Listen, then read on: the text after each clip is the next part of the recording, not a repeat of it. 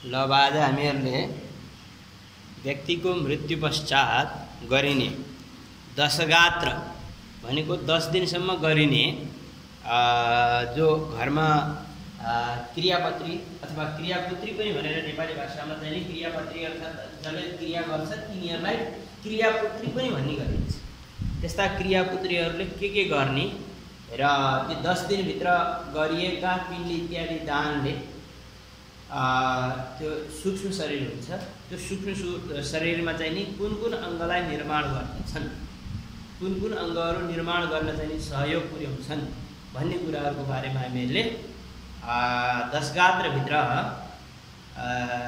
गर्ने गरिन्छ है।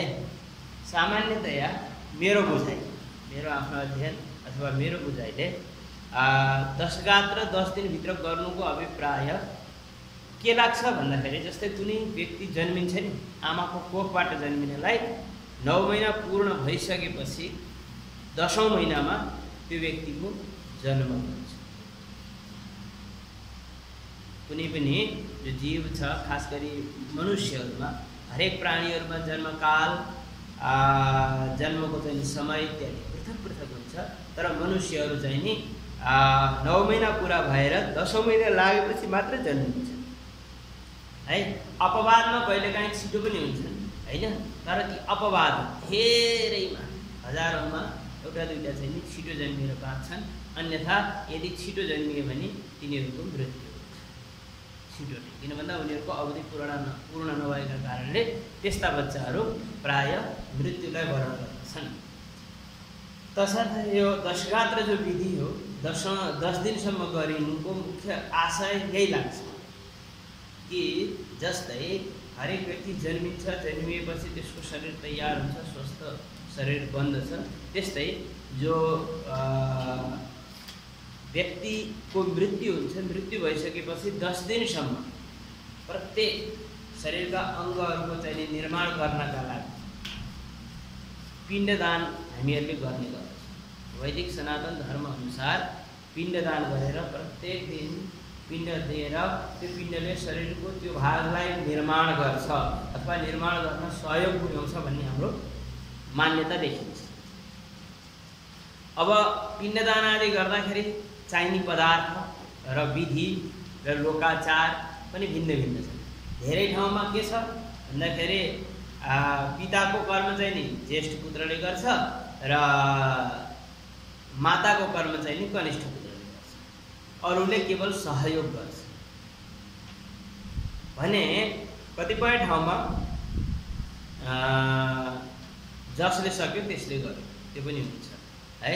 र कतिपय ठाउँमा चाहिँ नि काजक्रिया गर्ने जसले चाहिँ नि पिण्डदान आदि कर्म गर्छ त्यसले मात्र गर्छ, अरू चाहिँ नि सहयोगी बाहिर हुन्छन्, उनीहरूले कपाल खौरिने कोरा इत्यादि लगाउने त्यस्तो पनि गर्दैन। तर हाम्रो परम्परा अनुसार जति भाइ छोराछोरी भए पनि, किन भन्दा छोराको आफ्नो धर्म हो, त्यो चाहिँ नि जेठो माइलो साइलो काइलो भनेर हुँदैन। किन भन्दा जीवितो वाक्यकरणात् भन्ने हामीले केही एउटा श्लोक पनि पढ्यौँ होइन। त्यसले के गर्छ भन्दाखेरि आमा बुवाको छोरो हुनुको छोराको आफ्नो दायित्व हुन्छ। त्यहाँ चाहिँ नि क्रमले केही मायने राख्दैन, क्रमले होइन। यो क्रम जेठाले गर्नुपर्ने, माइलोले गर्नुपर्ने, साइलोले गर्नुपर्ने या नगर्नुपर्ने भन्ने कुरो खासै देखिँदैन। तर कस्तो भन्दा लोक परम्परामा जस्तो चलेको छ हामीहरूले त्यसलाई पनि केही मान्यता दिनुपर्ने हुन्छ है।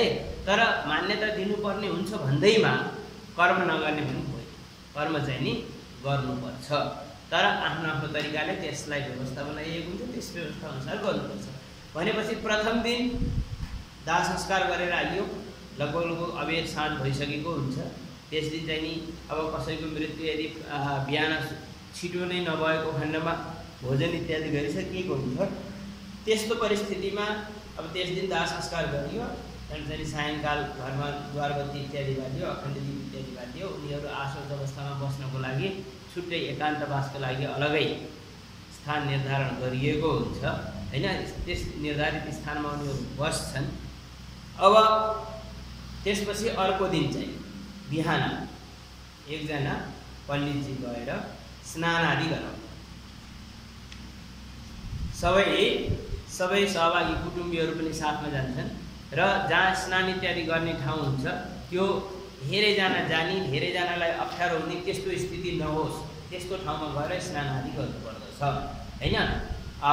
कुनै व्यक्तिको चाहिँ नि यो नुहाउन जाने अब खास गरी हामीहरूको उसमा चाहिँ नि लोक गाउँले भाषामा भन्दाखेरि भात खुवाउन जानु छ भन्छ। भात खुवाउनुको मतलब हामीले बनाएर खुवाउने होइन, आफै पकाउँछन्, तर चाहिँ त्यहाँ सहयोगी बनेर जानुपर्ने नियम हो, विधि हो। अब त्यसमा चाहिँ नि के भन्दा पिण्डदान गर्नको लागि घिउको पिठो चाहियो, पिण्ड मुस्नको लागि चाहिँ घिउ मह र गाईको दुध चाहियो, अर्घ्य इत्यादि दिनका लागि दुध चाहियो।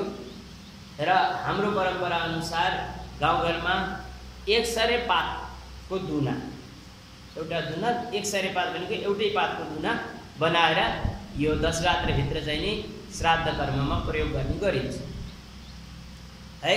श्राद्ध कर्ममा चाहिँ नि 10 गात्रभित्र गरिने एक सरे दुनाहरू धेरै चाहिँ नि हामीहरूले बनाएर राख्नुपर्छ। धेरै दुनाहरू प्रतिदिन कमसेकम 15-20 वटा 25 वटा जति दुना नियमित लाग्छ। त्यो अब लोक परम्परा हो। खास गरी कस्तो भन्दा नि के भनेको छ भन्दा मृदभाण्ड भन्छ अथवा पलासका पात भन्छ। बत्ती पनि त्यस्तै, हरेक चिज चाहिँ नि एउटैमा गर्नु। बत्ती काट्नको लागि पनि त्यही परम्परा लोक परम्परा हो। 5 सरे बत्ती सबभन्दा धेरै चाहिँ हरेक काममा लाग्ने हो। 5 सरे बत्ती बनायो होइन, यसरी हातमा कपासको काटेर अथवा धागोको पनि पाइन्छ होइन। ती बत्तीहरूलाई चाहिँ नि कतिपयले चाहिँ नि विषममा 3 नराख्ने भन्छन्, 2, 5 त्यसरी गर्छन्। कतिपयले 3 त 3वटा शक्ति छन्, महाकाली महालक्ष्मी महासरस्वती, 3टा देवता छन्, ब्रह्मा विष्णु महेश, त्यसमा 3 त नराम्रो होइन पनि भन्छन्। कतिले चाहिँ 3 बिगाडा काम बिगाडा भन्ने चाहिँ लोकोक्ति जस्तै कारणले चाहिँ नि 3वटा गर्न हुन्न भन्छन्। त्यसलाई चाहिँ हामीले धेरै दिमाग लगाउनु पर्छ। के भन्दा त्यहाँ जहाँ जसले जस्तो गरेको छ त्यसमा चाहिँ मिलाएको छ। किन भन्दा त्यसलाई चाहिँ कुनै शास्त्रले निषेध गरेको यो गर्न हुन्न है भन्ने पनि छैन। परम्परामा लोक व्यवहारमा जे चलेको छ, कतिपय यस्ता हाम्रा कृत्यहरू हुन्छन्, ती कृत्यहरूका पछि लाग्नुको मतलब आफ्नो चाहिँ दिमागलाई चाहिँ दुःख दिनु, अरू केही होइन। अब हामीहरूले चाहिँ नि 10 गात्र सुरु गर्दाखेरि दोस्रो दिनबाट गर्नु पर्यो। पहिलो दिन त लगभग असम्भव हुन्छ। पहिलो दिन सत्पिण्डदान गरेर दाह संस्कार गरेर आएर त्यहाँ चाहिँ नि त्यस दिन अब यदि बिहान भोजन इत्यादि गरिएको छ भने अब साँझ जलपान गरेर सुत्नु पऱ्यो, केही खानु भएन। अब भोजन इत्यादि केही गरिएको छैन भने के गर्नु पऱ्यो भन्दा त्यहाँ चाहिँ नि घरका अरू सहयोगीहरू हुन्छन्, उनीहरूले केरा, हाम्रो लोक व्यवहारमा केरालाई काट्छन्, केरालाई काटेर त्यहाँ चाहिँ भुट्छन् घिउ हालेर, त्यहाँ चाहिँ घिउमा भुटेको केरा खान्छन्। खानको लागि पनि पातको प्रयोग गरिन्छ, केराको पात। त्यहाँबाट अब हामीहरूकोतिर खास गरी अब के भन्छन्, हाम्रोतिर भुटुक भन्ने हुन्छ, ठुल्ठुलो पात हुन्छ होइन। ती पातहरूमा एउटा पातमा ती धेरै पातहरू टपरीहरू बनाएर 2-4 वटा राखेर त्यसरी पनि होइन, एउटा पातमा खाने। त्यसो हुँदाखेरि ती पातहरू धोएर सफा गरेर सुक्खा राखेर दिने, नभए हामीले धोएर चिसो दिनु हुँदैन भन्ने हाम्रो परम्परा देखिन्छ होइन। त्यसो हुँदाखेरि उनीहरूलाई चाहिँ दिने, ती क्रियापुत्रीहरूले उनीहरूले चाहिँ आफै धुन्छन् र त्यसमा आफूले पकाएको भात, नुन इत्यादि खानु भएन, मरमसला खानु भएन, झानेका इत्यादि खानु भएन, फलफुलहरू पनि हामीहरूले काटेर दिनु भएन, धोएर त्यसलाई चाहिँ चिक्क पारिदिने, धोएर दिने। उनीहरूले आफै काट्छन्, आफै त्यसलाई चाहिँ फोरफार पारेर उडाउँछन्। यो हाम्रो परम्परा, लोक परम्परा। काटेर दिनुहुन्न भन्ने पनि मलाई चाहिँ साह्रै कहीँ लाग्दैन होइन। तर पनि कतिपयले चाहिँ काटेको फल चाहिँ नि अपवित्र हुन्छ भनेर चाहिँ सिङ्गै फल दिन्छन्।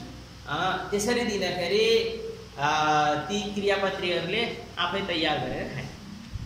ठिक। अब दोस्रो दिनको कृत्य भनेको के भन्दा जाने घाटको अभिप्राय जहाँ स्नान गरिन्छ होइन, त्यहाँ जाने, त्यहाँ गएर तिलानी जल, जौतिर इत्यादि लिएर तिलानी जल लिने। तिलानी जल लिएर पण्डितजीले चाहिँ नि सङ्कल्प गराउनु पर्यो। सङ्कल्प गराइसकेपछि त्यो सङ्कल्प वाक्य सुनेर सङ्कल्पपूर्वक स्नान गर्नु पर्यो। सचैले स्नान गर्नुपर्छ। जति कपडा हिजो लगाएर त्यहाँ चाहिँ हामीहरू बसेका थियौँ ती कपडा पुरै कपडासित सँगै सचैल भनेको चाहिँ नि वस्त्रसहित स्नान गर्नु पर्यो। स्नान गरिसकेपछि एउटा शिला राखिन्छ कुनै सुरक्षित ठाउँमा। पुरुष वर्गले त्यस शिलामा, महिलामा पनि बुहारी वर्ग अलग हुन्छन् र श्रीमती अलग हुन्छन्। 3 ठाउँ चाहिँ नि 3वटा शिला राख्नु पर्यो। एउटा शिलामा चाहिँ नि श्रीमतीले जलाञ्जली दिने हैन, जलाञ्जली दिँदा पनि जलाञ्जलीको वाक्य हुन्छ, त्यो वाक्यलाई उच्चारण गर्ने र स्नान गर्दा पनि सङ्कल्प गरेर स्नान गर्नुपर्ने हुन्छ। जौ तिल कुशका खण्डहरू लिएर सङ्कल्प गर्ने र सङ्कल्प गरिसकेपछि एउटा जलपात्रमा त्यो तिलानी जल, कुशका टुक्रा, कुश र तिल चाहिँ नि त्यो जलपात्रमा राख्ने र जलपात्रमा भरेर बसेर त्यहाँ चाहिँ नि दक्षिणतिर मुख गरेर स्नान गर्ने। गएर धारोमा थापिने त्यसरी स्नान गर्नु पनि हुँदैन है। त्यस्तै महिलाहरूले पनि त्यस्तै गरी सङ्कल्पपूर्वक स्नान गरेर शुद्ध स्नान भइसकेपछि शरीर सकेसम्म नमिच्ने भन्छन्। शरीरले पखाल्ने बस, धेरै मिच्ने यताउता, त्यो शरीरलाई आराम हुने चिज केही पनि गर्नु पर्यो। शरीर पखालिने शुद्ध हुनका निमित्त त्यसपछि जुन कपडा लगाएका थिए ती कपडा चाहिँ नि अब एकतिर साइडमा गएर फेर्ने। पौपिन हुनु पर्यो, 5वटा सेता कपडाका टुक्रा हुनु पर्यो हैन। 2वटा चाहिँ नि कछाड भनेर, एउटा चाहिँ यसरी लगाउने गम्छालाई चाहिँ कछाड भन्छन्, सेतो कोराको कछाड बनाउने। त्यसपछि त्यही कछाड बराबर मास्तिर काँधमा राख्ने अर्को हुनु पर्यो कपडा र टाउकोमा राख्नको लागि एउटा चाहियो, कम्मर चाहियो, कौपिन चाहियो र जसको चाहिँ उपनयन नभएका खण्ड तिनीहरूको लागि सभ्य अपसभ्य हुनका लागि एउटा घाँटीमा एक कोराको कपडाको चाहिँ नि माला जस्तो बनाएर दिने गर्दो रहेछ हैन। लामो चाहिँ नि माला जस्तो बनाएर राख्छन् घाँटीमा, त्यही चाहिँ नि सभ्य अपसभ्य गर्छ। त्यो पनि एउटा पक्षले दिन्छ भने अर्को पक्ष के छ भन्दा काँधमा राख्नको लागि एउटा अतिरिक्त कपडा राखेपछि त्यसले चाहिँ नि जस्तै 5वटाको सट्टा 6वटा यति लामो लामो चाहिँ नि यति पातलो यति फराकिलो गराएर ध्वजा जस्तो कपडा काटेर दिन्छन्। त्यो कपडा दिनदिनै स्नान इत्यादि गर्दाखेरि धोएर त्यहाँ चाहिँ नि त्यस कपडालाई चाहिँ नि सभ्य हुँदाखेरि देब्रे काँधमा, अपसभ्य हुँदाखेरि दाहिने काँधमा राखेर त्यहाँ चाहिँ नि पिण्डदान आदि कर्म गर्ने। यो त सामान्य नियम भयो। अब त्यहाँ स्नान गर्ने विधि पनि बुझियो हैन। स्नान कसरी गर्ने भन्दा तिलानी जलसहित एउटा तामाको या कुनै एउटा भाँडो हामीले प्राप्त गर्छौँ, त्यो क्रियापत्रीलाई दिनुपर्छ। क्रियापत्रीसँग भएको पात्रमा जौतिल कुश राखेर सङ्कल्पपूर्वक सङ्कल्प गरेर त्यो सङ्कल्पित जौतिल कुशलाई चाहिँ त्यो पात्रमा राखिन्छ। पात्रमा राखिसकेपछि त्यो जलले बसेर दक्षिणतिर फर्केर स्नान गरिन्छ। स्नान गरिसकेपछि कपडा फेर्यो, कपडा फेरेर सुकाउँदाखेरि पनि सुकाउने पनि नियम उत्तरतिरबाट दक्षिणतिर लहर फैलाएर सुकाउनुपर्छ कपडा। के उत्तरतिरबाट दक्षिणतिर लहर कपडा फैलाएर सुकाउने। सुकिसकेपछि कपडा आफै उठाएर फेरि आफ्नो स्थानमा लगेर राख्ने। सुत्ने ठाउँमा होइन, अतिरिक्त ठाउँमा राख्नु पर्यो। सुतेको बेलामा स्पर्श भयो भने निद्राको समयमा सुतेका ठाउँमा राखेपछि ती कपडा फेरि अपवित्र हुन्छ र त्यो बस्ने ठाउँमा एकान्तवास गरेको ठाउँमा कुनै केटाकेटी या ठुला मान्छेले पनि गएर छुनु भएन। बिराला कुकुर इत्यादि बस्ने स्थिति हुनु भएन। कुनै जनावरले सकेसम्म छुनु भएन। त्यसो हुँदाखेरि अलिकति पवित्रता राख्ने, सावधानी राख्ने र कुनै यस्ता कर्ता जसले चाहिँ नि त्यो कर्म गर्न नसक्ने अवस्था आएको खण्डमा तिनको सट्टामा अरूलाई पनि गराउन सकिन्छ। निर्धारित गरेर त्यो कर्ताले मेरो सट्टामा यस्तो गर्न भनेर त्यसले स्वीकृति दिइसकेपछि उसले त्यसको प्रतिनिधि भएर पनि गर्न सक्छ हैन। तर चाहिँ नि आफूले गर्न सक्ने सक्षम भएर नगरेर अरूलाई प्रतिनिधि राख्न पाइँदैन। यो कुरा पनि ध्यान राख्नु पर्यो। आफूलाई चाहिँ कहीँ नोकरी गर्नु छ या केही गर्नुपर्ने छ, त्यसो हुँदाखेरि आफूले नभएर बाबुआमाको क्रिया गर्नलाई चाहिँ अरू मान्छे राख्छु भने त्यस्तो गर्न त पाइँदैन। आजभोलि कस्तो परम्परा नराम्रो चल्दै गएको छ भन्दा आफू नोकरी गर्ने समय मिल्दैन भनेर 3 दिनमै आशौच निवृत्ति हुन खोज्छ है, 5 दिनमै 7 दिनमै आशौच निवृत्ति हुन खोज्छ। तर त्यो सम्भव छैन। के कसरी सम्भव छ? कुनै बच्चा यदि आमाको गर्भमा बसिसक्यो, त्यो बसिसकेको गर्भलाई चाहिँ 10 महिनासम्म 9 महिनासम्म पेटमा बसेर त यो बच्चा चाहिँ नि आमालाई काम गर्ने दिन अप्ठ्यारो हुन्छ भनेर 1 महिना 2 महिनामा त्यो बच्चालाई चाहिँ नि जन्माउन खोज्दा के हुन्छ? त्यो बच्चा मरेर जान्छ। त्यसलाई चाहिँ त्यो बच्चाको सुख प्राप्ति भएन। त्यस्तै यदि 10 दिनभित्र गर्नुपर्ने कर्मलाई हामीले छोट्याएर 3 दिन 2 दिनमा गर्यौँ भने त्यसले जो फल प्राप्ति हुनुपर्ने त्यो फल प्राप्ति हुँदैन। कस्तो भन्दा गर्जो टारे जस्तो हुन्छ। हामीहरूले चाहिँ नि आफ्नो दायित्वबाट विमुख हुन खोजे जस्तो लाग्छ। त्यसो हुँदाखेरि त्यस्ता कर्महरूलाई हामीले प्रोत्साहित पनि गर्नुहुन्न र जनमानसमा हामीहरूले त्यसलाई चाहिँ विशेष रूपमा चाहिँ सचेतना पनि जगाउनुपर्छ हैन। अब यी त भए हामीहरूले 10 दिनभित्र गर्नुपर्ने के हुन् भन्ने कुरा। अब कसरी गर्ने भन्दाखेरि पहिला स्नान भयो, त्यसपछि कुनै सुरक्षित ठाउँमा घरको नजिकै, धेरै टाढा पनि हैन, साह्रै नजिक पनि हुनु भएन तर धेरै टाढा पनि हुनु हुँदैन। कतिपयले चाहिँ अन्त गएर गर्छन् सकेसम्म घरको आसपासमा, किन भन्दा इष्टमित्रहरू आउँछन् हैन, अप्ठ्यारो परेको बेलामा सहानुभूतिका लागि भेटघाट गर्नका लागि आउने गर्छन्। उनीहरूलाई पनि आएर बस्ने ठाउँ पनि होस्, आएर घरमा केही सहयोग गर्नुपर्ने स्थिति भएमा उनीहरूले सहयोग पनि गर्न सकुन्। त्यस हुँदाखेरि कतिपयले कति टाढा पुगेर त्यहाँ चाहिँ काजक्रिया गरेर त्यहाँ चाहिँ सबै काम सकेर त्यहाँ चाहिँ घर आएर बस्छन्। त्योभन्दा राम्रो सकेसम्म, अब स्थिति नै छैन, स्थान नै छैन भने त्यस्तो बाध्यताको स्थितिमा चाहिँ नि जानु नै पर्यो, त्यो त कुनै अब भएन। अन्यथा यदि सम्भव हुन्छ भने घरको जति सक्यो नजिक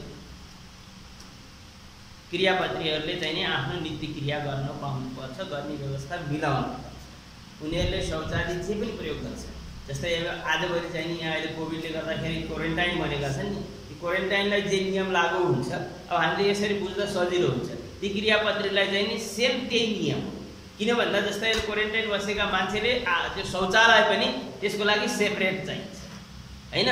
उसले चाहिँ नि खानी पिउने वस्तुहरू, आफूले खाएका भाँडाकुँडा लगायत हरेक चिज, कपडा लगायत सम्पूर्ण चिज उसलाई चाहिँ नि सुरक्षित, उसले जस्ता भए त्यस्ता कपडा लगाउन पायो। त्यो आशोधमा क्रियापत्रीले चाहिँ त्यसरी पाएन, निर्धारित वस्त्रहरू छन् तिनी नै लगाउनु पर्यो, त्यति मात्र हो। नाइ भने त पुराका पुरा क्वारेन्टाइन आइसोलेसन जस्तै जो भयो। आइसोलेसन भने अक्सिजनै सहित भयो, तर क्वारेन्टाइन चाहिँ नि भनेको चाहिँ नि सुरक्षित बस्नुलाई क्वारेन्टाइन भनेर भन्दा रहेछन् हैन। त्यही एकान्तवास भनेर त्यसलाई चाहिँ क्वारेन्टाइनलाई एकान्तवास भन्ने शब्द हुँदो रहेछ। एकान्तवास चाहिँ नि हुनु पर्यो शुद्धता चाहिँ। अब स्नान आदि गरियो, क्रिया गर्ने ठाउँ निर्धारण गर्यो, हात खाने ठाउँ भनेर भनिन्छ। जहाँ चाहिँ क्रियाको लागि चाहिँ नि श्राद्ध भूमि हुन्छ, त्यो भूमिको छेउमा चाहिँ नि एउटा अब 3 पक्ष छन्। आमालाई अलग चुलो बनाउनु पर्यो, अलग भाँडाकुँडा चाहिए, बुहारीहरूलाई अलग चुलो चाहियो, अलग भाँडाकुँडा चाहिए, र छोरीहरू अचार चाहिँ छोरीहरू पनि बस्ने, छोरीहरूले पनि बाबुआमाको काजक्रिया गर्न चाहिँ नि एकदम लागेका हुन्छन्। उनीहरूले ठाडो क्रिया भनेर चाहिँ नि शुद्धतासहित गरे मात्र हुने हो, तर चाहिँ नि होइन मैले पनि गर्छु भने पार उनीहरूलाई गर्न दिन जति पनि हुन्छ। किन भन्दा एउटै आमा बाउले जन्माएका छोराछोरी हुन्, दाजुभाइले गर्न हुने, दिदीबहिनीले गर्न नहुने भन्ने कुरो खासै होइन हैन। दिदीबहिनीहरूले नगरे पनि हुने भन्ने कुरा हो। उनीहरूलाई अलिकति सुविधा दिएको, सुविधा दिँदाखेरि कस्तो भन्दा मान्छेलाई चाहिँ नि हामीहरूलाई भेदभाव गरे, हामीहरूलाई अलग गरे जस्तो चाहिँ नि महिला वर्गहरूलाई हुन पुगे जस्तो लाग्छ। यदि उनीहरूले आफ्नो चाहना छ, मैले आफ्ना बुवा आमालाई चाहिँ नि मैले पनि दाजुभाइले जस्तै गरी सबै क्रियाहरू मैले पनि गर्न पाउनुपर्छ भने सहर्ष उनीहरूले पाउँछ। जे कर्म उनीहरूले गर्न सक्छन् ती कर्म उनीहरूले पाउँछन्। अब कतिपय कर्म यस्ता हुन्छन् जो उनीहरूले गर्नलाई शारीरिक रूपले मिल्दैन। जस्तै उदाहरणलाई मानौँ, कुनै लोग्ने मान्छेले मैले चाहिँ नि गर्भधारण गरेर छोरा पाउँछु भनेर चाहिँ छोरा पाउन सक्छ र सक्दैन नि हैन। त्यस्तै केही कर्म यस्ता छन् जुन कर्म चाहिँ नि महिला वर्गले गर्न नमिल्दो अवस्था। पिण्डदान आदि गर्ने बेलामा उनीहरू मासिक धर्म आइपर्यो बिचमा भनी अपवित्र अवस्था हुन्छ। त्यस स्थितिमा पिण्डदान कसरी गर्ने हैन इत्यादि कारणले गर्दाखेरि उनीहरूको शारीरिक संरचनाका कारणले हाम्रा शास्त्रकारहरूले उनीहरूलाई सुरक्षित राखेको, भेदभाव गरेको होइन, यो बुझ्नु पर्यो है। अब त्यस श्राद्ध भूमिमा अब मैले चाहिँ नि त्यो भात खाने ठाउँलाई चाहिँ नि श्राद्ध भूमिको नामले सम्झिनु है। त्यस श्राद्ध भूमिमा जसले पिण्डदान गर्ने मुख्य कर्ता, सबैले पिण्डदान गर्नु पर्यो नि, पिण्ड पूजा गरे मात्र हुन्छ अरू दाजुभाइहरूले है। जसले पिण्डदान गर्ने हो मुख्य कर्ता जो हुन्छ, क्रियापुत्री हुन्छ, उसको हातको बद्ध मुष्टि प्रमाण यहाँदेखि लिएर यो कुनादेखि लिएर यहाँसम्मको यो कान्छौलाको यो भाग जो छ नि यति लामो एउटा चाहिँ नि माटोको ढिस्को बनाउने। ढिस्को भनेको सामान्य आकृति सेम यस्तै हुन्छ, यता पनि ओह्रालो यता पनि ओह्रालो, यता चौकोन यता चौकोन, यस्तै आकृतिको एउटा चाहिँ नि उत्तर दक्षिण लामो एउटा यस्तो ढिस्को बनाउने माटो। त्यसपछि त्यसको वरिपरि चारैतिर यो ढिस्कोको वरिपरि चारैतिर मानव उदाहरणका लागि यो भयो, यो चाहिँ यसलाई चाहिँ ढिगिरो पनि भन्छ नि। अब कमसेकम यति ठाउँलाई चाहिँ लिपपोत गरेर सफा गरेर राख्छ। यो यसलाई चाहिँ ढिगिरो पनि भन्छन् है, हाम्रोतिर ढिगिरो भन्छन्, ठाउँ ठाउँमा अलग अलग नाम होला हैन।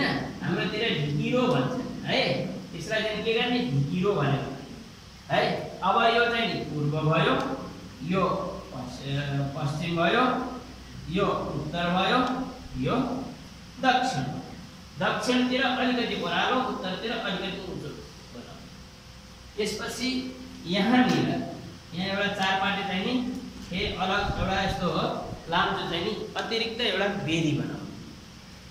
त्यहाँ चाहिँ पिण्डदान गर्नको लागि ढिकिरोको छेउमा। त्यसपछि यहाँ चाहिँ त्रिकाटी राख्ने ठाउँ बनाउनु, यहाँ चाहिँ नि त्रिकाटी राख्ने ठाउँ। त्यसपछि यहाँनिर पश्चिमतिर सामग्रीहरू, त्यो उसको श्राद्धका लागि चाहिने सामग्रीहरू पश्चिम र पूर्वतिर दुवैतिर जे जे सामग्री लाग्छन् ती सामग्रीहरू राख्ने। अब सामग्री के चाहिन्छ भन्दाखेरि यो जो शरीर हो नि, यस शरीरलाई चाहिँ हामीले ढिकिरो भन्छौँ, आतिवाहिक शरीर भनेर भनिन्छ। के आतिवाहिक शरीर, आतिवाहिक शरीर। यसले चाहिँ नि यो पूर्ण हुनलाई मलिन षोडशीमा यो पूर्ण हुन्छ। मलिन षोडशी गरिसकेपछि मलिन षोडशी द्वारा पूर्ण हुन्छ, जसमध्येमा 6वटा पिण्डदान त पहिले नै भइसके, मात्र 10वटा पिण्ड हुन्छन् है। यी मलिन षोडशीमा केवल 10वटा पिण्ड मात्र हुन्छ है। यो यस स्थानमा 10वटा पिण्डदान गरिन्छ 10 दिनभित्र। त्यसपछि 10औं पिण्डदान गरेपछि 10औं दिन चाहिँ नि अलग अलग परम्परा छ। एउटा चाहिँ नि सुनको कोदालो चाहिन्छ, यो फोर्नको लागि, ढिकिरो फोर्नको लागि सुनको कोदालो चाहिन्छ है। अब सुनको कोदालोले फोर्ने, अब सुनको कोदालो प्रतीकात्मक के गरिन्छ भन्छ भन्दा, अब सबैको आफ्नो आफ्नो परिस्थिति र सुनको कोदालोले यत्रो खन्नुको मतलब राम्रै लाग्छ सुन पनि हैन।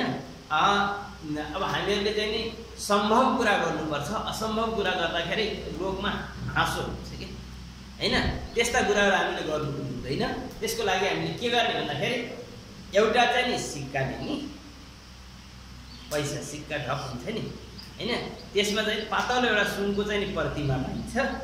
त्यो प्रतिमा घिउ लगाएर त्यसमा चाहिँ चप्काइन्छ। के गर्ने, त्यसलाई चाहिँ नि घिउ लगाएर चप्काइन्छ। त्यसपछि त्यो फोर्नलाई चाहिँ अब लोक व्यवहारमा देखेका कुराहरू मैले भन्छु है। त्यसपछि त्यसलाई चाहिँ नि यहाँ कपालमा चाहिँ 10 गात्रका दिन टाउकोमा यहाँ एउटा धागोमा लगाएर यसरी सक्क चाहिँ फेटा बाँधे गरी यहाँ एउटा सिक्का बाँधिदिने है। त्यसपछि गोरु सिँदुरे खेल्छ नि, सिँदुरे खेलेको देखेका छौ गोरु सिँदुरे खेल्छ नि, त्यस्तै गरी यताबाट धकेल्दै लगेर यसलाई चाहिँ दक्षिणतिर लगेर फोर्दिने। के त्यसैलाई चाहिँ नि ढिकिरो फोर्न भन्छ।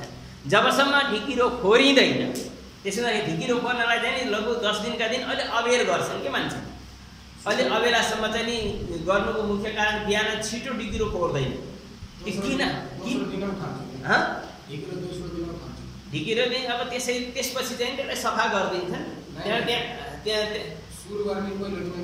नै यो 10औं दिन हो नै यो त स्थापना गर्ने प्रथम दिन ल प्रथम दिन भनेको चाहिँ नि अब श्राद्ध गर्न थालेको दिनदेखि अर्थात् श्राद्ध दोस्रो दिनबाट पनि थाल्न सकिन्छ कुनै कारणले दोस्रो दिन हुन सकेन तेस्रो दिन थालिन्छ जुन दिन थालिन्छ त्यस दिन ढिकिरो उठाउने ढिकिरो उठाएर प्रत्येक दिन ढिकिरोका छेउमा यो ढिकिरो चाहिँ नि आदिवाहिक शरीरको प्रतीक हो हैन यो आदिवाहिक शरीरको पूर्तिका निमित्त हामीले 10 दिनसम्म 10 वटा पिण्डदान गर्छौं हैन ती पिण्डदानले त्यो शरीरमा चाहिँ नि यसमा चाहिँ त्यो शरीरको चाहिँ नि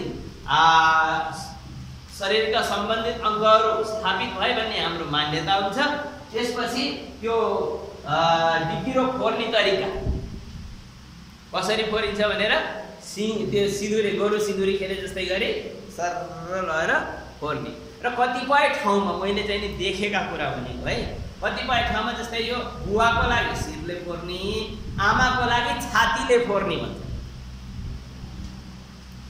है आमाको लागि छातीले फोर्नुको मतलब छातीमा त्यो एउटा सिक्का लगाउनु पर्यो यसरी बाँधेर त्यहाँ चाहिँ नि मजाले छाती लर त्यहाँ चाहिँ नि रगडेर त्यसलाई ढलाउनु भत्काउनु है यिनी सबै लोक व्यवहार हुन् है यसको लागि हामीले के गर्नु पर्यो भन्दा हामी जुन समाजमा गएर हामीले यो कर्म गराउने हो त्यस ठाउँको बारेमा त्यहाँ कसरी कसरी गरिरहेका छन् ती कुराहरू सामान्य मोटामोटी बुझ्नुपर्छ हैन यदि कुनै ठाउँमा हामी प्रथमचोटि गयौं अनेक ठाउँमा धेरै ठाउँ हामीले गराइसकेका छौं भने त्यस्तो स्थितिमा के गर्न सकिन्छ भन्दा त्यहाँ गएर त्यहाँका चाहिँ अलिकति पुराना मान्छे उमेर पुगेका बुढापाका मान्छेहरूसँग अलिअलि सोधपुछ गरेर हाम्रो आफ्नो इज्जत जाँदैन के हैन विधि नजानेका कुराहरू सिक्नुपर्छ हमेशा विद्यार्थी बन्नुपर्छ सिक्ने अवस्थामा हमेशा विद्यार्थी बन्ने सिकाउने अवस्थामा हमेशा गुरु बन्ने अभिप्राय के सिकाउने अवस्था आउँदाखेरि गुरु बन्नुको अभिप्राय कस्तो भन्दा गुरुले चाहिँ अँध्यारोबाट उज्यालोतिर जाने बाटो प्रशस्त गरेको हुन्छ मार्ग देखाउँछ हैन सिकाउने बेलामा हमेशा उनीहरूले कसरी सिक्न सक्छन् राम्रोमा राम्रो तरिकाले सिक्न सक्छन् कसरी मैले सिकाउन सक्छु भनेर त्यसरी लाग्ने र आफूले सिक्नु पर्दाखेरि फेरि शिष्य विद्यार्थी बन्ने मेरो चाहिँ विद्याप्रति विशेष अभिरुचि छ भन्ने दर्शाउँदै र त्यसमा चाहिँ अभिरुचि जगाउँदै चाहिँ विद्यार्थी बनेर सिक्नुपर्छ सिक्ने बेलामा गुरुजी बन्ने सिकाउने बेलामा विद्यार्थी भइयो भने त नसिकियो नसिकाइयो के हैन प्राय हाम्रो गति चाहिँ यस्तै हुन्छ जब हामीहरूले सिक्ने बेला हुन्छ त्यतिखेर हामी गुरुजी बन्छौं र जब सिकाउने बेला हुन्छ त्यतिखेर हामी विद्यार्थी बन्छौं त्यहाँ चाहिँ हेर्न थाल्छौँ कसैले यसरी ल यहाँ बाबु कुनै चिज आएर यहाँ यसो बताउ त भनिदियो भने त्यहाँ अब सिकाउनु भनेर यहाँ पठाएपछि ती विद्यार्थीहरूको चाहिँ नि स्थिति ट्याक्कै यहाँ आएर गुरुको रोल गर्नुपर्ने स्थानमा यहाँ आएर विद्यार्थीको रोल गर्ने शिष्यको रोल गर्ने र अहिले चाहिँ जस्तै अब मैले सिकाइरहेको बेलामा ध्यान एकतिर गएर त्यहाँ चाहिँ यतिखेर चाहिँ त मैले त योभन्दा धेरै राम्रो सिकाइदिन्थेँ भनेर त्यहाँ चाहिँ गुरुजी बनिरहेका हो कि यस्तो हुन्छ नि प्राय श्राद्धकर्ता त यहाँ उत्तरतिर बसेर दक्षिण फर्केर बस्नु पर्यो श्राद्धको त नियमै यही भयो अब यसरी हामीहरूले ढिकिरो पनि तयार गर्ने विधि बुझ्यौं हैन अब 10 दिनका दिन स्नान विधि पनि बुझ्यौं अब त्यसमा चाहिँ प्रयोग हुने संकल्पादिका बारेमा हामीले पढ्नुपर्छ मैले चाहिँ समय रहेमा मैले विभिन्न रूपमा चाहिँ लेखेर पढाएर पनि सम्झाउँला आजको पाठ्यक्रम दशगात्रे भित्र कसरी के गर्ने भन्ने कुराहरुको बारेमा चर्चा हो है आज चाहिँ नि विधि कसरी गरिन्छ भन्ने कुराहरु हामीले यहाँ चर्चा गर्दै छौं 10 दिन भित्रमा चाहिँ के चीज गर्नुपर्छ कसरी गरिन्छ भन्ने कुराहरुको खास रूपमा यहाँ चर्चा हुँदैछ हैन अब हामीहरूले ढिकिरो तयार पनि गर्ने तरिका बुझ्यौं जसलाई चाहिँ आदिवाहिक शरीर भनेर भनिन्छ जसलाई चाहिँ मलिन षोडशी अर्थात 6 वटा चाहिँ नि षट्पिण्डदान हामीहरूले शब्दा संस्कार भित्र गरिसक्यौं त्यसपछि अब आजबाट अर्थात दोस्रो दिन तेस्रो दिन सकेसम्म दोस्रो दिनबाटै सुरु गर्नुपर्छ अब कुनै कारणवश 4 दिन 5 दिन भइसक्यो व्यक्तिको मृत्यु भएको 4 दिन 5 दिनसम्म हामीहरूले दाह संस्कार गर्न पाएनौं कुनै हस्पिटलमा एक्सिडेन्टमा टाढा मृत्यु इत्यादि भएर त्यस्तो स्थितिमा 10 दिन भित्र यदि शरीर हामीले प्राप्त गरेर दाह संस्कार गर्न पायौं भने र त्यहाँ बिचमा मैले अहिले एउटा सानो कुरा भन्दै मैले रोकिन्छु के भन्दा जस्तै ढिकिरो फोर्नलाई चाहिँ 10औं दिनका दिन अलिकति विलम्ब गरिन्छ अरु कृत्यहरु छिटो पनि गर्न पाइयो गर्छन् तर ढिकिरो अलिकति विलम्ब गर्नुको मुख्य कारण के हुन्छ भन्दाखेरि ढिकिरो फोरिसकेपछि गहत अभिमन्त्रित गरेर गोमूत्र पञ्चगव्य अभिमन्त्रित गरेर पञ्चगव्य प्राशन गरिन्छ। त्यसपछि आशौच लगभग निवृत्ति भयो। अब सकेसम्म छोइनु भएन, अझै पनि 11-12 सपिण्डीकरण नगर्दासम्मलाई, किन भन्दा तबसम्म चाहिँ पितृहरूलाई प्रेतकै रूपमा सङ्केत गरिएको हुन्छ। सपिण्डीकरण गरिसकेपछि प्रेत पितृ बन्छन्, पितृमा मिल्छन् हैन, तबसम्म आशौच विद्यमान हुन्छ। तर 10 दिनसम्म चाहिँ नि पूर्ण रूपले अस्पृश्य हुन्छ, स्पर्श पनि गर्नु हुँदैन हैन। 11औं दिन कुनै कारणवश स्पर्श भइहालेको खण्डमा पञ्चगव्य प्राशन गरेपछि शुद्ध भयो है। अब नछुउन् भनेर चाहिँ एउटा अझ के नियम लगाइएको छ भन्दा लोक व्यवहारमा, शास्त्रमा पनि होला, मैले फेला नपारेको हुनसक्छ। के भन्दा जस्तै क्रियापुत्रीलाई यदि कसैले छोयो भने उसले त्यस दिनदेखि फेरि 10 दिन चाहिँ नि क्रिया बस्नुपर्छ भनेर भन्छ है। हुनसक्छ त्यो भाइका लागि उसलाई नछुउन् भन्ने उद्देश्यले पनि हुनसक्छ, अथवा कहीँ शास्त्रमा वर्णन पनि होला। त्यो विषयमा म अलिकति अल्पज्ञ छु, त्यस विषयमा म अति जानेको छैन हैन। ती शुद्ध अवस्थामा बस्नु पर्यो। अपवित्र अवस्था त छ, शुद्धि छैन, तर बस्नु पर्यो शुद्ध अवस्थामा, आचरण शुद्ध गर्नु पर्यो, सात्विक पूर्ण रूपले र दुखित पीडा सहितको चाहिँ जीवन त्यहाँ 10 दिन बिताउनु पर्यो है, 10 अथवा 12 दिन। अब जो शरीर दाह संस्कार गरेर लिएर आइसकेपछि, घरमा आइसकेपछि, दाह संस्कार भइसकेपछि घरमा आइसकेपछि मैले सिधै भोलि दोस्रो दिनबाटै गर्न भन्दा पनि मैले के भन्न चाहे भन्दा, जुन दिन दाह संस्कार गरियो मृत्यु पश्चात दिन गर्न सुरु गर्नु। मृत्यु कहिले भयो त्यस दिनदेखि मृत्यु व्यक्तिको मृतकको चाहिँ नि मृत्यु दिन गर्न सुरु हुन्छ। कुनै कारणले मृत्यु दिवसमै मृत्यु दिनका दिन नै दाह संस्कार गर्न पाइयो भने त पुरै 10 दिन 9 दिन चाहिँ नि लगातार दोस्रो दिनदेखि पिण्डदान आदि गर्न पाइयो, पुरा कर्म गर्न पाइयो। कुनै कारणले चाहिँ नि दोस्रो तेस्रो चौथो पाँचौं दिनमा चाहिँ नि यदि दाह संस्कार गर्ने स्थिति आयो भने, मानव पञ्चम दिनका दिन 5औं दिनका दिन दाह संस्कार गरियो, मृत्युपछि 5 दिनका दिन दाह संस्कार गरेपछि 6ठौं दिनदेखि चाहिँ नि प्रथम दिनको कृत्य गर्नु पर्यो भने के गर्नु पर्यो भन्दाखेरि 6 दिनसम्मका जति पनि पिण्डहरू छन्, 6 दिनसम्मका पिण्डहरू चाहिँ नि सबै यो चिजहरू पुरै बनाउने। यदि बनाइसकेपछि 6 दिनसम्मको कृत्य यहाँ चाहिँ नि क्रमैले गर्नु। एकचोटि गर्ने, लिप्ने पोत्ने, फेरि सफा गर्ने, फेरि अर्कोचोटि गर्ने। यहाँ फेरि एउटा कुरा अझ के ध्यान राख्नु भन्दा, जस्तै अब हामीहरूले कुनै दिन 2 दिन या 3 दिनको पिण्डदान गर्नु पर्यो भने एकैचोटि 3 दिनका 3टा पिण्ड दिएर हुँदैन। त्यसको लागि हरेक सामग्री पनि अलग अलग चोटि बनाउनु पर्यो। यहाँ राखिने श्राद्ध भूमिका सरसामग्रीहरू सबै अलग अलग हुनु पर्यो। प्रथम दिनको निमित्त पिण्डदान गरियो, त्यसपछि यो सर्व सफा गर्यो, त्यहाँबाट दोस्रो दिनको सरसामग्री मिलाएर फेरि दोस्रो दिनको पिण्डदान गर्यो, त्यो सामग्रीहरू पिण्डदान सकिएपछि विसर्जन गरेर त्यो हटायो, फेरि तेस्रो दिनको सामग्री मिलाएर एकैचोटि एकै दिन श्राद्ध गर्न परेमा पनि 3 दिन 4 दिन 5 दिनको श्राद्ध गर्नु पर्यो भने पनि हरेक दिनका लागि त्यो स्थान शुद्ध हुनु पर्यो। त्यस स्थानलाई चाहिने सामग्रीहरू पुरा व्यवस्था हुनु पर्यो। यति सबै चिज गरेर मात्र हामीहरूले 10 गात्रको श्राद्ध गर्ने हो हैन। 10 गात्र श्राद्ध गर्दाखेरि चाहिने सामान हो के चाहिने, मुख्य रूपले चाहिने भनेको सामान्य श्राद्धलाई चाहिने जौ, तिल, कुश, अक्षता, दीप, त्रिकाटी, दूध, दही, मोटक, पवित्री, उसका हैन, चन्दन, उनी, पूर्णसूत्र भनेर उनी वस्त्रका लागि पूर्णसूत्र हुन्छ हैन। पूर्णसूत्र त्यहाँ वस्त्रको लागि पूर्णसूत्र, भृङ्गराज भनेर त्यहाँ चाहिँ नि जडी हुन्छ अथवा फुल, भृङ्गराजको पुष्प फुल र खस भन्ने एउटा चाहिँ नि जडीबुटी पाइन्छ, त्यसको पुष्प। यति चिज एकत्रित गर्नु पर्यो। र दक्षिणाका रूपमा लोहखण्ड भनेर कलामको टुक्रा 10 दिनसम्म चाहिँ नि जो दक्षिणादि दान गरिन्छ त्यहाँ द्रव्यको प्रयोग हुँदैन। 10 दिनसम्म गरिने जो दक्षिणादि हुन् त्यहाँ लोहखण्डलाई दक्षिणाको रूपमा प्रयोग गरिन्छ। यति सामग्री हामीहरूले राख्नु पर्यो। अब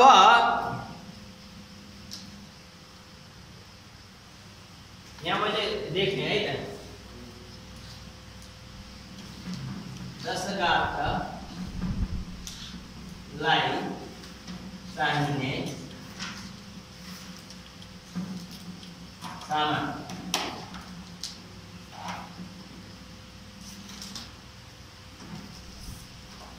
जौको पिठो नपाए चामलको पिठो पनि चल्छ है।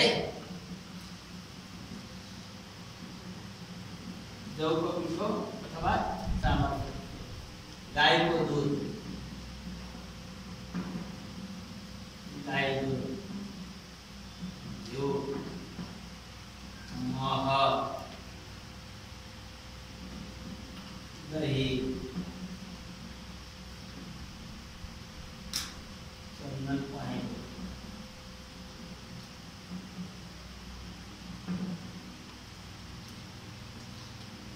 अक्षता,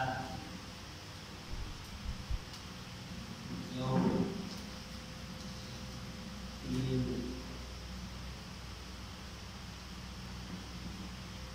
दियो, तेल,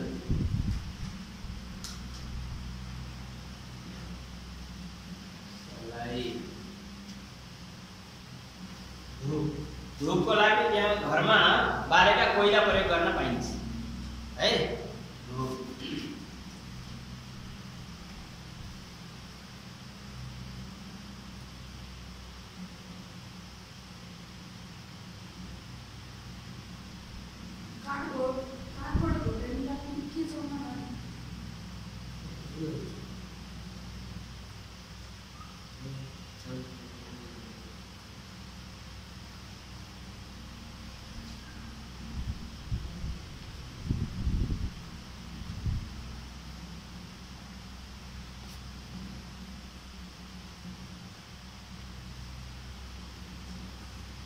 एक सरा पात का दूना,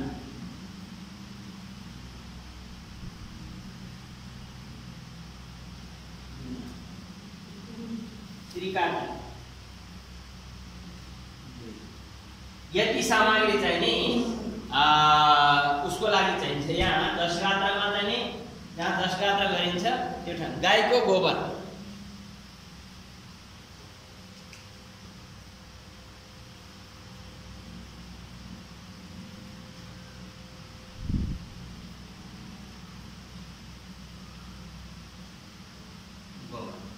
यति चिज चाहिँ नि हामीहरूलाई त्यो दशगात्र गर्ने ठाउँमा जहाँ चाहिँ नि भात खाने ठाउँ पनि भनेर भनिन्छ, पिण्डदान आदि गरिने जो ठाउँ छ त्यस ठाउँमा चाहिँ नि यति सामग्री जुटाउनु। यो सबै जुटाउने कसले भन्दाखेरि ती सहयोगी जो इष्टमित्र छन्, दाजुभाइ बन्धुवर्ग आदि छन् हैन, उनीहरूले यी सबै चिजहरू जुटाउने। अब उनीको सूत्र, उनी धागा भनेको त्यो स्वेटर पनि धागो हुन्छ नि त्यो, अथवा भेडाको ऊन,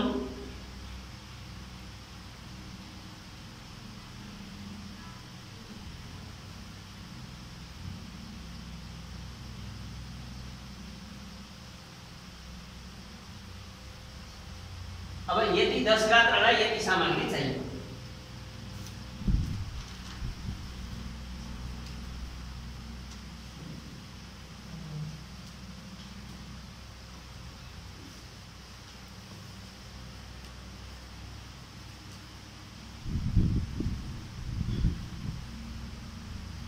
सबै लेखौं।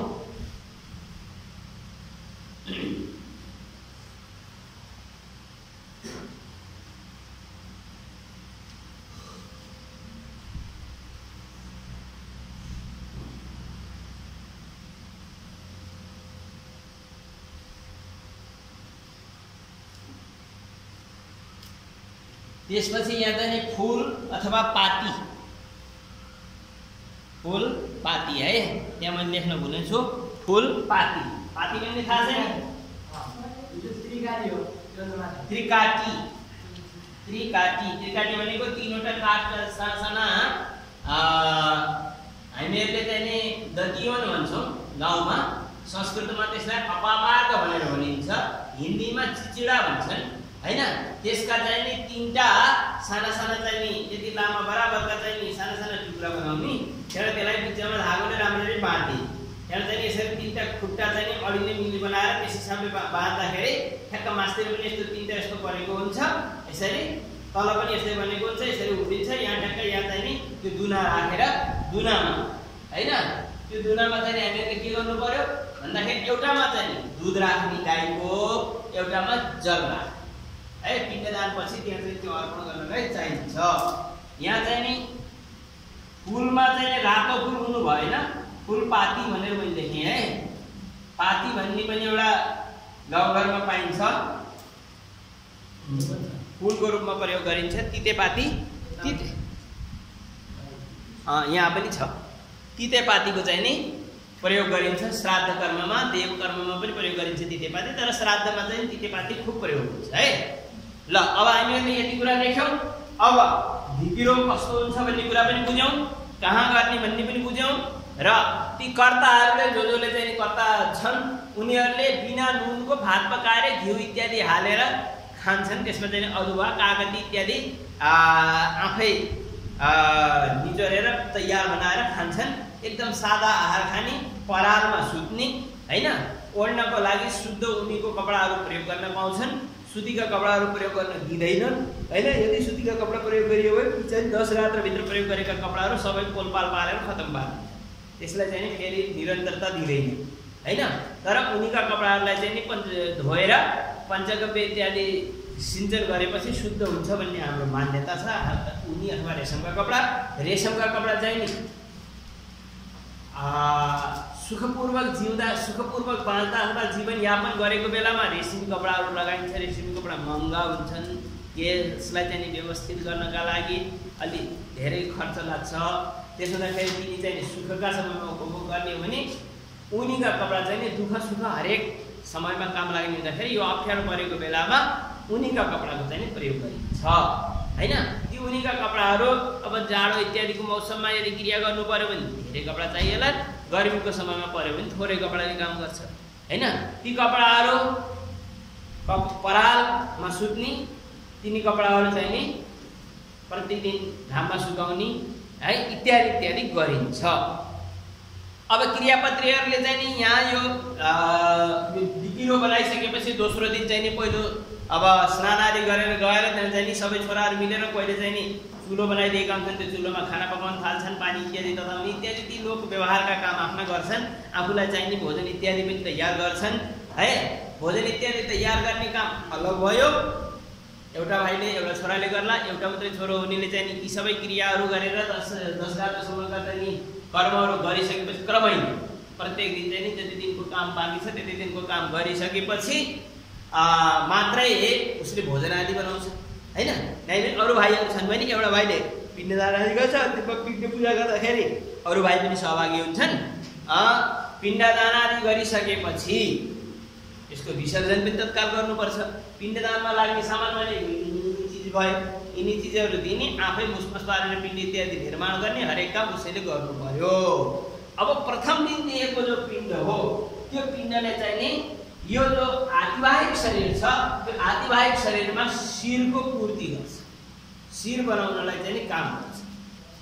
के प्रथम पिण्ड जो दिइन्छ त्यसले त्यो आतिवाहिक शरीर अर्थात् यमराज या धर्मराजका दूतहरूले लिएर जाने जो शरीर हो त्यसलाई आतिवाहिक शरीरलाई प्रेतको संज्ञा दिएको हुन्छ हैन।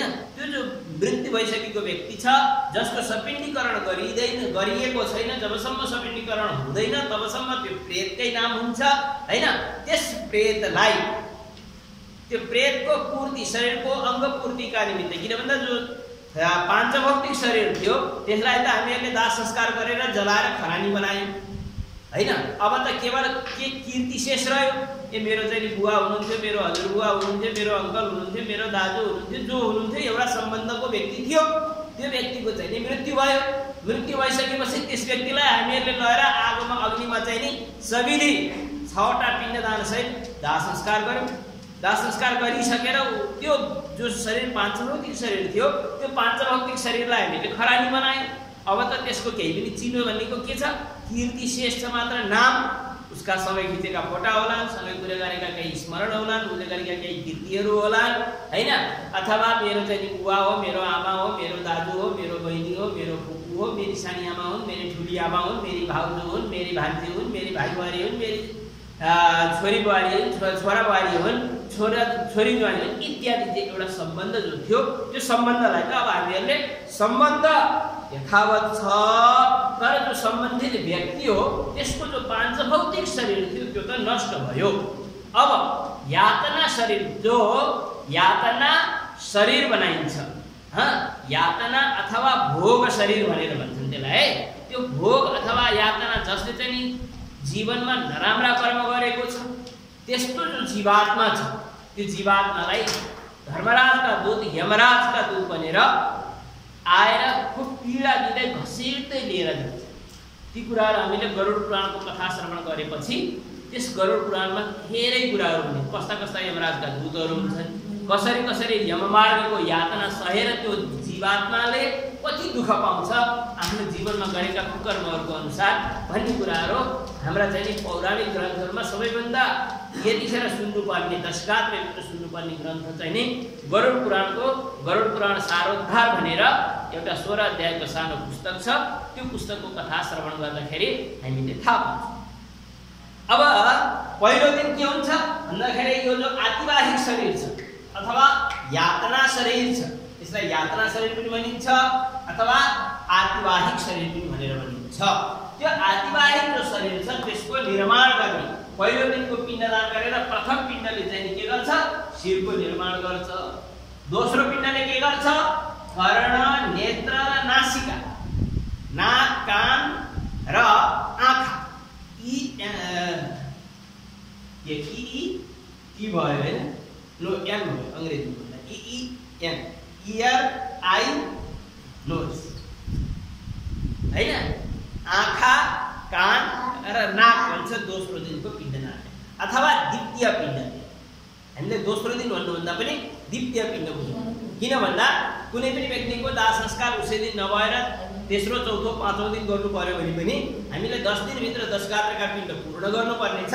दोस्रो पिण्डले के गर्छ भन्दा त्यो जो मरेको जो शरीर थियो पाँचभौतिक शरीरको चाहिँ नि जो जीव बाँकी रहेको जीव छ हैन त्यो जीव छोडेर त गइसक्यो तर हामीहरुका कल्पनामा त्यो जीवित छ।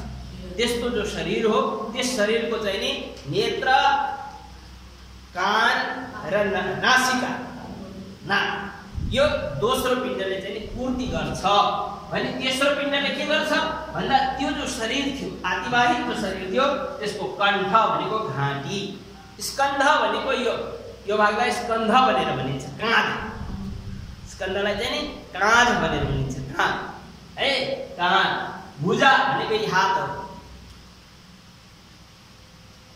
है भुजाले यी सबै हातलाई बुझ्नु पर्यो। वास्तवमा भुजा भनेको केवल यो हो तर यहाँ भुजा शब्दले चाहिँ पुरै हात बुझ्नु पर्यो है।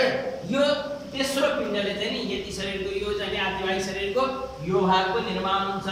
चतुर्थ पिण्डले नाभि नाइटो गुप्ताङ्ग भनेको मलमूत्र त्याग गर्ने ठाउँ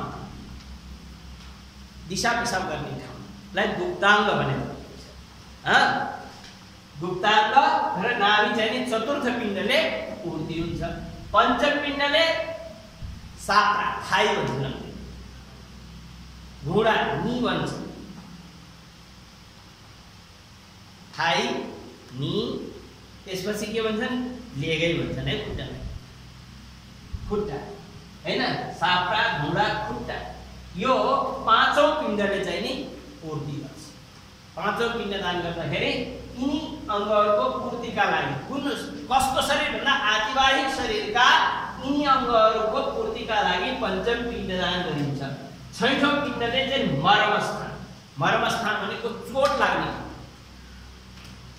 मस्तिष्क आँखाले हेर्न सक्ने चाहिँ दृष्टि कानले सुन्न सक्ने चाहिँ श्रवण त्यस्तो चाहिँ मर्मस्थान भनेको तालु है यिनी चाहिँ मर्मस्थान अब अथवा एक गुप्ताङ्गको पनि जुन भाग छ नि कसैले केही गरिहाल्यो भने अति धेरै चोट लाग्छ त्यस्तो ठाउँ कसैले केही भनेर मैले कानले सुनेर मेरो मुटुमा चाहिँ धेरै दुःख पर्छ त्यस्तो ठाउँ तिनलाई चाहिँ मर्मस्थान भन्नुहुन्छ। त्यस्ता मर्मस्थानको चाहिँ नि निर्माण हुन्छ छैठौं पिण्डले। सातौं पिण्डले शरीरभित्र पुरा नसाहरू हुन्छन् कति हजार नसा छन् शरीर है। ठुलादेखि लिएर साना साना साना हाम्रो रौँ छ नि, कपालको रौँ, त्यो रौँभन्दा पनि मसिना पनि नसा छन् हाम्रो शरीरमा।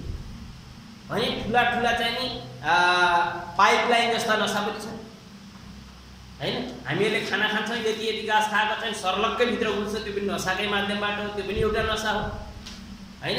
यहाँ चाहिँ शरीरमा नसा देखिन्छन्, कतिको मोटा मोटा यहाँ औँला जत्र पनि देखिन्छ। भने यहाँ जस्तै मुटु कलेजो हुन्छ, त्यो कलेजोभित्र फोक्सोभित्र यति साना नसा हुन्छन्, अलिअलि हेर्दाखेरि सेता सेता कपाल फुलेका रौँ जस्ता देखिन्छ हैन। त्यस्ता हरेक नसा त्यसलाई नाडी भनेर भनिन्छ। यी नाडीहरू, सम्पूर्ण नाडीहरू चाहिँ नि सप्तम पिण्डले चाहिँ नि पूर्ति गर्छ। अनि अष्टम पिण्डले चाहिँ नि दाँत, रौँ, नङ इत्यादिको निर्माण हुन्छ। आठौँ पिण्ड भने नवौँ पिण्डले चाहिँ नि पुरुषार्थ, पुरुष हो कि महिला हो, पुरुष अथवा महिला भनेर छुट्याएर पूर्ति गर्छ।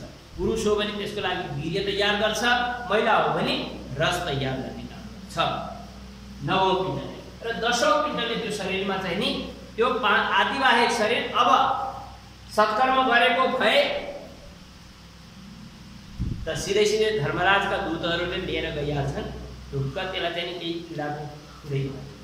भने यदि जीवनभरि उसले नराम्रा काम गरेको रहेछ या भुलेर चुकेर केही काम गरेको रहेछ भने त्यसका छोराछोरीहरूले जसले चाहिँ नि यो दशकर्म इत्यादि गरेका छन् हैन, क्रियापूर्तिहरू जो कर्म गरेका छन्, त्यो सविधि क्रिया गर्नाले पनि त्यस्ता दोषहरूबाट मुक्त हुनका लागि 11औं दिन 12औं दिन विभिन्न दानहरू गरेर के गरेर हुन्छ, जसरी पनि त्यो पार लगाउनको लागि राम्रा कर्महरू गरे भने त्यसबाट त्यो यमराजका दूतहरूले पनि त्यति पीडा नदिइकन लैजान्छ है। अब यसरी 10 दिनसम्म गरिने 10 गात्रका 10वटा पिण्डदान र 6वटा सुरुका 60 पिण्डदान गरेर यी 16वटा पिण्ड भए। 16वटा भयो नि हैन। यी 16वटा पिण्डलाई मलिन षोडशी भनेर भनिन्छ। के यिनी 16वटा पिण्डहरूलाई चाहिँ नि के भनेर भनिन्छ? मलिन षोडशी भनेर भनिन्छ। मलिन भनेको यसो गर्दाखेरि मलिन भनेको चाहिँ नि दुई तीनटा अर्थ हुन्छ नि। एउटा मलिन भनेको मैला, अपवित्र, अस्वच्छ पनि हुन्छ है, अथवा दुखी, पीडित भन्ने पनि हुन्छ। बडा मलिन चेहरा बनाएर बसिरहेका छ, मुख बडा मलिन छ तिम्रो बाबु भनेर भन्छ, भनेको दुःखमान पनि हुन्छ। त यहाँ मलिन शब्दको वास्तविक अर्थ के भन्दा आशोच अवस्थाभित्र गरिने त्यो पिण्डहरू हुन्, तिनलाई चाहिँ मलिन षोडशी भन्छ। हामीहरूले शुद्ध हुनका लागि 10औं दिन यो डिकिरो फोरिसकेपछि मलिन षोडशी गरिसकेपछि पञ्चगव्य स्नान गरेर पञ्चगव्य प्राशन गर्नुपर्छ। त्यसपछि डिकिरो फोरिसकेपछि मुण्डन गर्नु पर्यो सबैले। मुण्डन गरिसकेपछि त्यसपछि पञ्चगव्य प्राशन गर्नु पर्यो। पञ्चगव्य प्राशन गर्ने, ती क्रियापत्रीहरू बसेको वतिर यताउताको ठाउँमा पनि पञ्चगव्य क्षेपण गर्ने, प्रक्षेप गर्ने हैन। त्यसपछि चाहिँ नि पवित्रीकरण गरेपछि त्यो पहिलो स्टेपको पवित्रीकरण भयो। दोस्रो स्टेपमा के हुन्छ, दोस्रो दिन फेरि पञ्चगव्य प्राशन सुरुमै गर्ने। पञ्चगव्य प्राशन गरेपछि मध्यम षोडशी गर्ने, त्यसपछि विभिन्न दानहरू छन् ती गर्ने। अब नारायण बलि इत्यादि गर्नुपर्ने स्थिति आयो, कसैको अकाल मृत्यु भएको छ, एक्सिडेन्टल मृत्यु भएको छ हैन, अथवा कुनै रोग व्याधिले मृत्यु भएको छ, अथवा कुनै दुर्घटनाले मृत्यु भएको छ भने त्यस्तालाई चाहिँ अकाल मृत्यु भनेर भनिन्छ।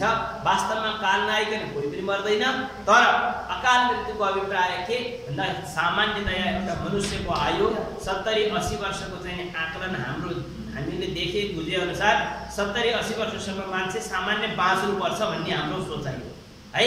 त्यही सोचाइ अनुसार त्योभन्दा पहिला कुनै व्यक्तिको मृत्यु भयो भने हामीहरूले अकाल मृत्यु भयो भन्ने गर्छ के। तर मृत्यु त काल नआइकन कहिले पनि हुँदैन। काल नआइकन मर्नलाई अकाल मृत्यु भनिन्छ। भने काल नआइकन त मृत्यु जो हुँदैन भनेपछि अकाल मृत्यु भन्ने त्यो फाल्तुको कल्पना आइन्छ जस्तो लाग्छ हैन। तर वास्तवमा अकाल मृत्यु भनेको वास्तविक समयभन्दा पूर्व मान्छे मर्नुलाई अकाल मृत्यु भनेर भन्छ।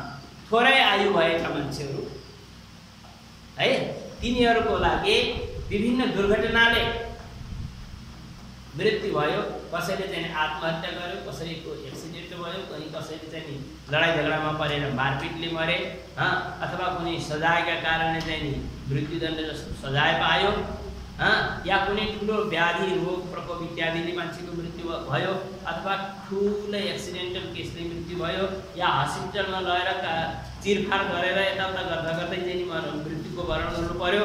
त्यस्तो स्थितिमा ती अकाल मृत्युमा के गर्ने भन्दाखेरि आतिवाहिक शरीरको संस्कार गरिसकेपछि 11औं दिन नारायण बलिको कार्यक्रम राख्नुपर्छ। नारायण बलि पनि गर्नुपर्छ है। अब एकादश दिन के गर्ने कुरा र द्वादशाका दिन के गर्ने भन्ने कुरा र दशगात्रभित्र प्रयोग गरिने केही संकल्प वाक्यहरू हैन, विनियोगहरू र त्यहाँ प्रयोग हुने केही मन्त्रहरू छन्। थोरै मन्त्र छन्। एक दिनको मन्त्र हामीले जान्यो भने प्रतिदिनलाई त्यही हुन्छ। धेरै रट्नुपर्ने खासै केही छैन, बुझ्नुपर्ने कुराहरू धेरै छन्। ती कुराहरू हामीले फेरि कुनै समय चर्चा गरौँला।